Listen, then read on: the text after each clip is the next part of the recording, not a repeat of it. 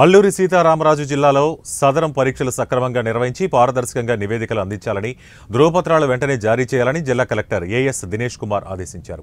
పాడేరు పట్టణంలోని జిల్లా కేంద్ర ఆసుపత్రిలో ఏర్పాటు చేసిన సదరం శిబిరాన్ని కలెక్టర్ సందర్శించారు. ప్రభుత్వ నిబంధనల ప్రకారం సదరం ధృవపత్రాలు రీవెరిఫికేషన్ జరుగుతోందని అందుకు అందరూ సహకరించాలని కోరారు. అనంతరం వివిధ వార్డులను సందర్శించి తనిఖీ చేశారు. పిల్లల వార్డు తనిఖీ చేసి అక్కడ అందుతున్న సౌకర్యాలపై ఆరా తీశారు. అదేవిధంగా ఇటీవల గిన్నెలకోటలో అనారోగ్య సమస్యలతో బాధపడుతున్న 8 మంది విద్యార్థులను పరామర్శించారు. సిటీ స్కాన్ పరిస్థితిని పరిశీలించారు. ఈ కార్యక్రమంలో ఆసుపత్రి పర్యవేక్షకురాలు డాక్టర్ విశ్వామిత్ర, జిల్లా వైద్యాధికారి డాక్టర్ జమాల్ బాషా, డిఆర్డీఏ పీడీ వి మురళి, స్పెషలిస్ట్ డాక్టర్లు తదితరులు పాల్గొన్నారు.